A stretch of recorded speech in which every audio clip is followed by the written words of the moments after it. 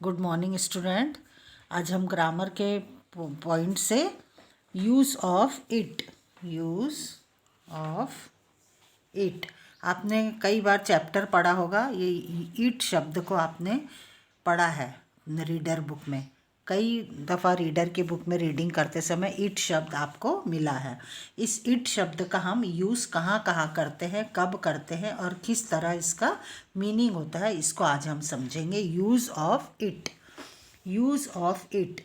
It का मतलब होता है यह। आज बहुत सर्दी है, जैसे हम लिखेंगे स्टूडेंट, आज बहुत सर्दी है। इट इज़, इंग्लिश में इसको बोलेंगे हम, it is cold today. It is cold today. वर्षा ऋतु, समय, गर्मी, सर्दी, दिन एवं निर्जीव वस्तुओं आदि के लिए हम इट का प्रयोग करते हैं। कैसे कैसे में? जितने निर्जीव रहेंगे, जैसे वर्षा मतलब ऋतु बता रहे हैं हम इसमें, ठीक है। समय बताएंगे, यह भी निर्जीव है। गर्मी, सर्दी, इसे इंगित करने के लिए दिन है आदि के लिए हम इट का यूज़ करते हुए उसे हम उसका हम सेंटेंस बनाते हैं। जैसे कल बहुत गर्मी थी, यदि हमें लिखना है कल बहुत गर्मी थी, हम लिखेंगे it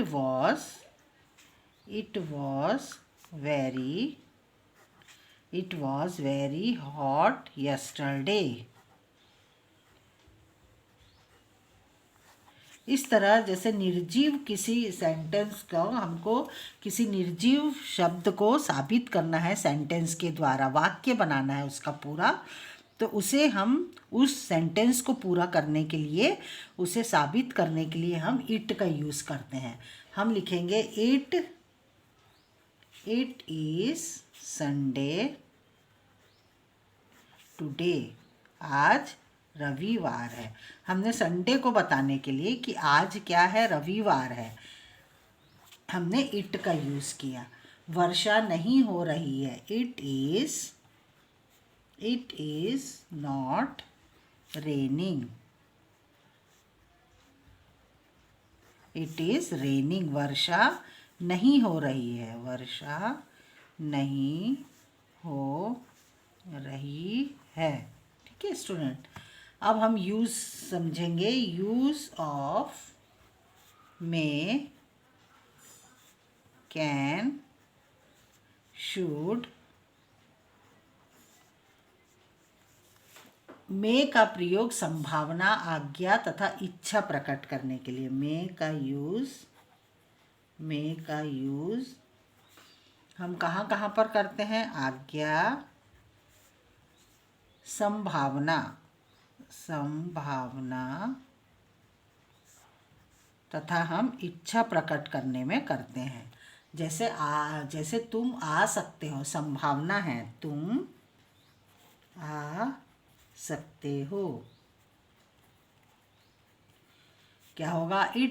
you may go now. तुम अब जा सकते हो, तुम अब जा सकते हो। यू मे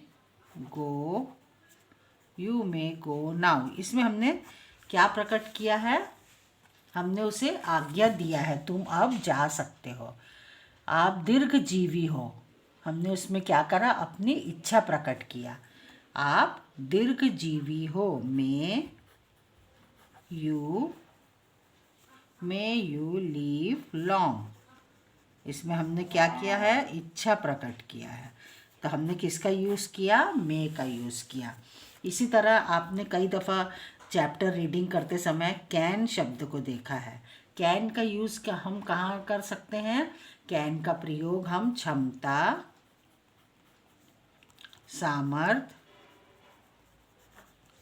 और आज्ञा बताने में, आज्ञा प्रकट करने में। तुम उसे पराजित कर सकते हो, तुम घर जा सकते हो, तुम घर जा सकते हो। You can go home. क्या लिखेंगे हम? You can go home.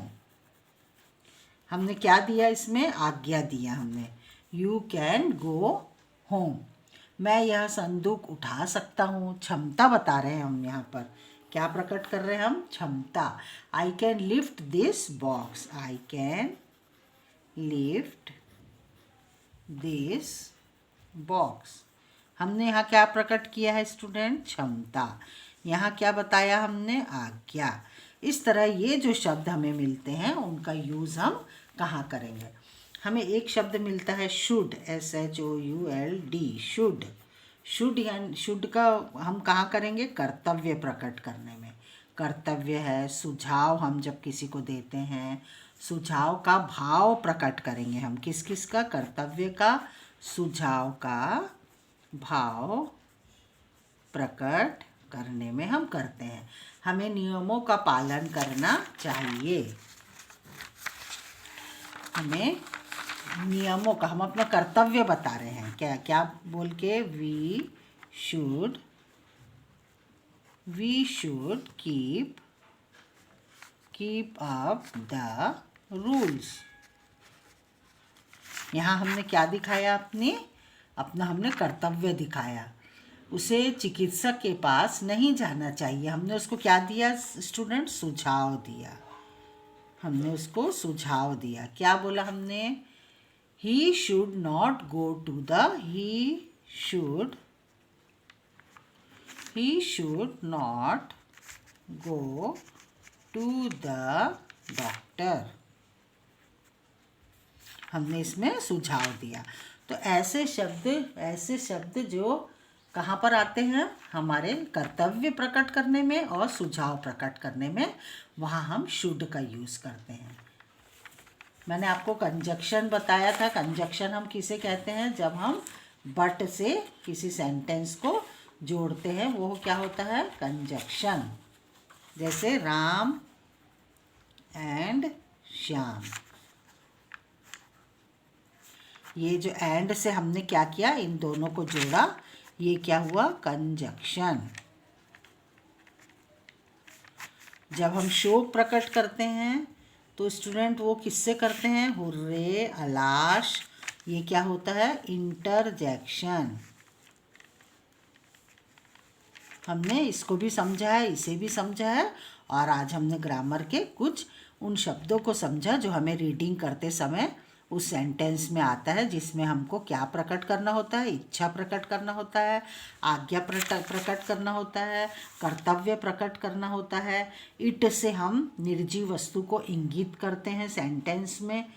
Thank you student. अगली ग्रामर में हम अगला टॉपिक पढ़ेंगे।